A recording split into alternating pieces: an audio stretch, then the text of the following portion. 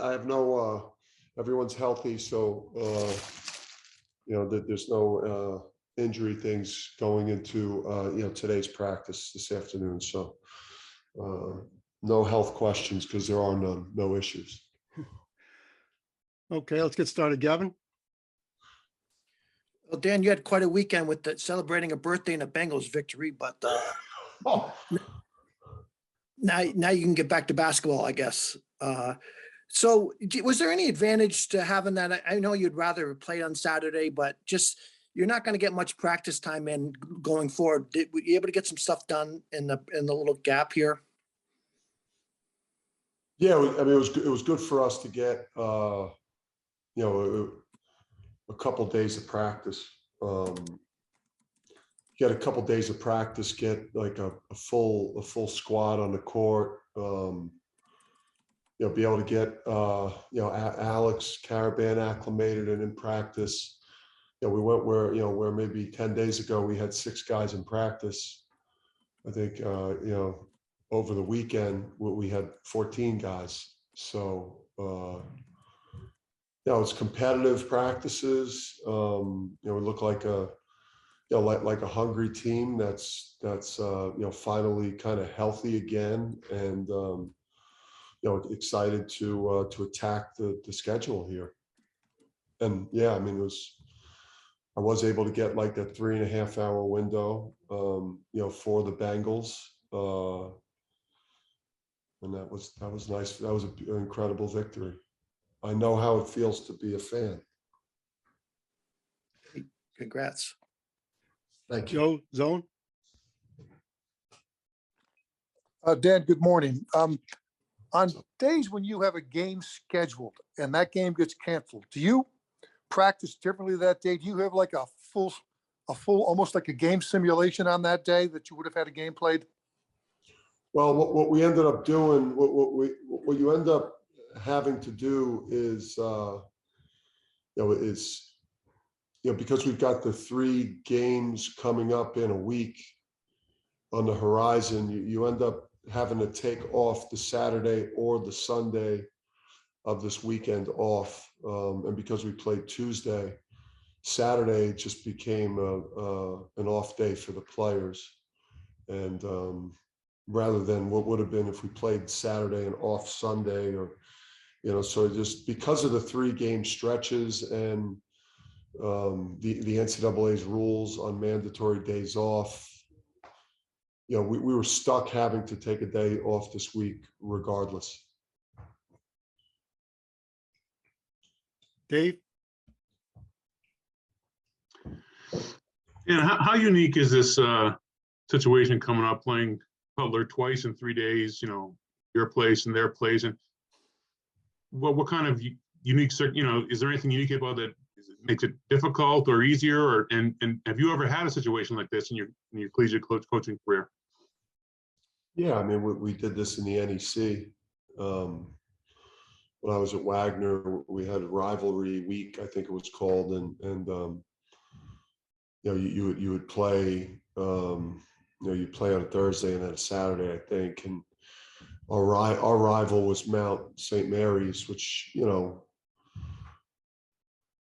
I don't know that we were necessarily thought of ourselves as rivals, but that was our rival in that rivalry week thing. And it was odd. And I just try not to think about it.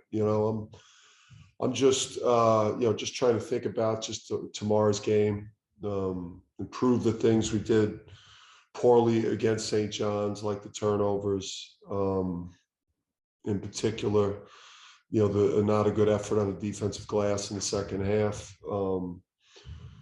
Be prepared for a team of older players and a proud program that had a really, really tough game yesterday, and is going to be very, very intent on playing much better than they did against Villanova. Neil? Yeah, I know numbers don't tell the whole story, but Sonogo, 44 points, 3-4 rebounds the last 2 games. Is this more of what you envisioned him doing? Is this a surprise that he's as impressive as he is lately? No, I mean, he dropped 30 on Auburn, and those guys may be number one in the country, and they're loaded with players, and have multiple NBA players on the front court and across the board there. So I mean, you saw him drop 30 on those guys.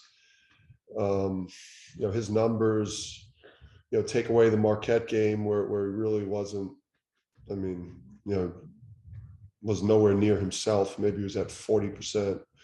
And then the Eastern Shore game, which, he might have been dealing with a little bit of an injury going in to that, just by looking at the film and how he was running early on in the game. And look at his numbers. If you take those two games out, the guy is, we're a different team when he's in there at both ends of the court with the 6 blocks as well. Shreyas? Hey, Dan, I wanted to ask about, Andre Jackson's been a secondary ball handler a lot for you guys lately, and, his progression as a player and, what he's shown. What does he need to do to kind of improve going forward as a player and as a passer? I just think he's on a great track right now.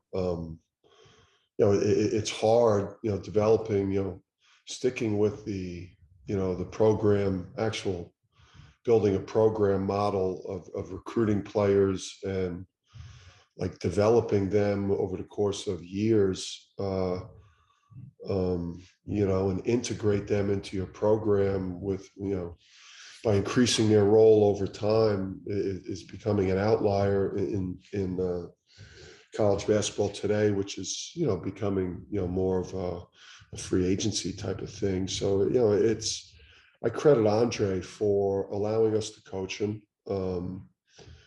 not getting rattled, in year one, where he was, struggling to produce and to understand his identity, but he's understanding, his identity and growing as a player, what he does on the backboard at almost 8 rebounds a game. His shot selection from 3 and his ability to make enough of those so that, people, have to play him. You see his vision as a passer. He's potentially a lockdown defender on the perimeter once he matures in terms of like details and not relaxing at times, but he's developing into the player that we all thought he could be. He's got to take better care of the ball. He can't have the stretches where he's loose with the ball. But I love the way he's beginning to attack the rim, and I just feel like he's scratching the surface on the player that we recruited him to be. He's gonna, he's on the road to being that guy. Roger? Are you happy where RJ is right now, or is his shooting percentage something that concerns you a little that has to come up, or is he the fact that he's scoring and playing hard defensively enough? Yeah, I think RJ's numbers, that they dipped a little, with Adama and Tyrese out. Particularly with Adama out, there was just a lot more attention his way, and didn't quite have the help, so the numbers dipped a little bit. And you want them in the low 40s and from the field in the high 30s. The assist to turnover ratio is great, but I would just say more so, beyond the shooting efficiency numbers, it's like that, that leadership and that defensive intensity. We need that guy that took 3 charges the other day, but really tried to take 5. I mean, they should have called the 4th and maybe a 5th. He potentially could have took 4 charges the other day. They swallowed the whistle on 1. And then the 5th one might have been just a good no call, but we need him, as a rugged on the ball defender, like anchoring our defense in terms of the guy who's setting the tone in terms of the pickup point on the ball. how big are those charges that he's getting for you? Just getting you extra possessions. Yeah, I mean, you're getting somebody potentially in foul trouble. You know, if it's one of the other team's, you know, better players or a good player, it becomes potentially a second foul in the first half or a third foul in the first half or potential foul trouble. It gets us closer to the bonus. We've been a good free throw shooting team for the most part. You know, and they're effectively turnovers, and they galvanize the team. I wish more guys would take them. You know, we do have some rim protectors, but I mean, you know, it's either, I wish more guys would take them. Dave? You mentioned obviously Butler had a rough one yesterday against Villanova. They've seemed to kind of struggle to score most of this season. What do you see from them that worries you, and what are maybe some areas you can kind of exploit?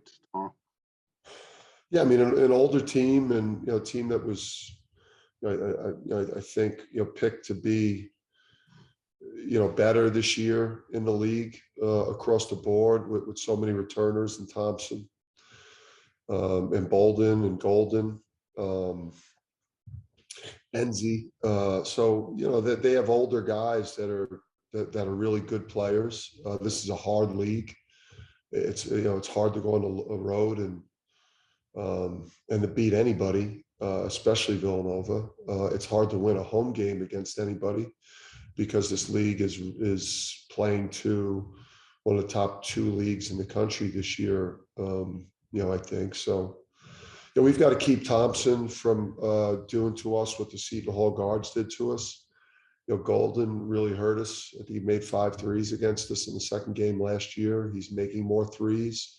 We don't always do a good job of getting out to the 3-point line with our bigs, so that's a concern.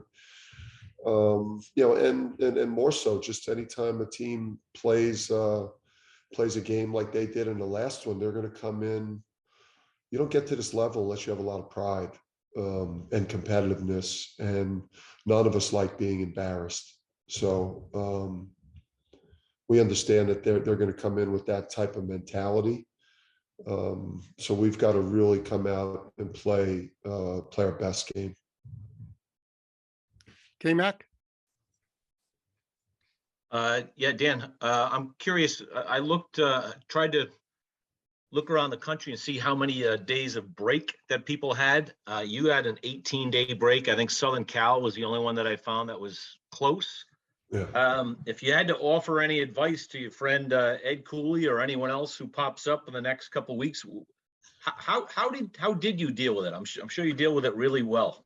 Yeah, K-Mac. I talked to Ed the other day, so Yeah. we talked about it a little bit, but yeah, I tried to talk on my experience, but I mean, it's tough. You know, for us, I think we watched all of our games and looked for patterns, and you know, really looked at the analytics, you know, from the company that we use to break down what we're doing on offense and defense.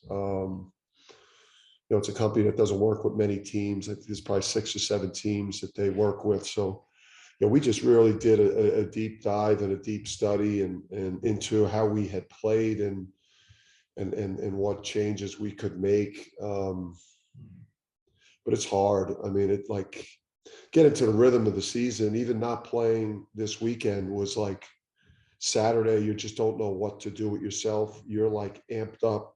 You wake up with a nervous stomach on Saturday, like it's game day, and you know, it's like 2:00 and I'm like, I'm supposed to be at the dunk today, battling Ed and having people scream at me. And I'm like, well, you know, I'm in the sauna getting ready to watch film. You know, it sucks. How about yourself? I you had it, right? You were one of the ones. Yeah.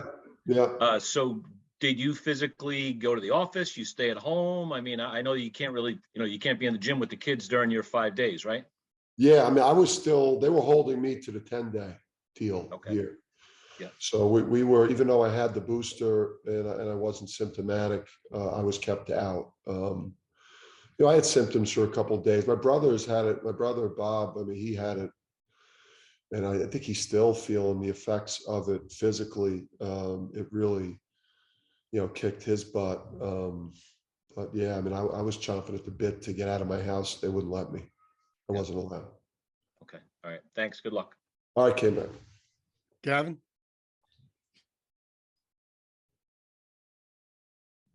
Gavin, you're muted. Rookie mistake. Okay, you guys have blocked a lot of shots this year. How much of an impact does that have? Have you seen teams start to be a little discouraged going inside? I think they will be. It's. I think we played much more to our identity. I think, what we got away from that against Seton Hall. I think we got, a little bit away from our principles, but I think also a little bit gassed in the second half, and where we were hugging our men and not getting off to the ball enough, and we were putting people on islands, and we're normally a lot better in terms of using our length and and getting into gaps and protecting the rim, and it was high level against a St. John's team that's good at getting to the rim. On the back end, then they made some big time shots late to put it into overtime. I thought St. John's played great and made some really tough perimeter shots. The disappointing thing, and where the guards have got to help us, and guys not named, Andre and Adama have got to defensive rebound the ball better. We've got to rebound the ball better. We've got to grab the ball. I mean, we're blocking shots and giving teams another opportunity because we're not rallying to the ball and grabbing the ball, and we're losing a chance to get out and transition in the open court. So, yeah, we're blocking shots better and contesting shots, but we got to grab the friggin' ball. Mike? Hey, Dan, I know maybe one of the benefits of not playing Providence on Saturday, you had a chance to go to the Hoop Hall in Springfield, watch some games Friday, Saturday with some of your staff. What are you looking at when you go to an event like that? Are you looking for a specific type of player? Are you looking at an individual per se, or is it just a general overview of what's going on that level? Yeah, I mean, it was nice to get out there and see Donovan, play on Friday night. It was great to see the big fella, to see just, what we've got there with him, all the abilities and the skills, and, what he has the potential to become. So that was fun to see, Donovan, and his team play in that. That was a fun event with a good crowd. And then for me, it's important to be able to see guys in the high school setting, where there's some strategy and a crowd, and see how players handle themselves. I think our job as evaluators, we can't work off of anyone's top 100 list, especially moving forward, with the way these kids are transferring out. I mean, our evaluations have got to be airtight. Our message when we recruit players has got to be honest about how their development will play out. And part of that whole process is seeing these kids and making sure you watch the game, and I'm not playing on my phone or daydreaming. So I try to really watch these guys before we get like deep in the weeds with recruiting them. And so like getting a chance to see a couple games this weekend in that setting was good for me. Roger?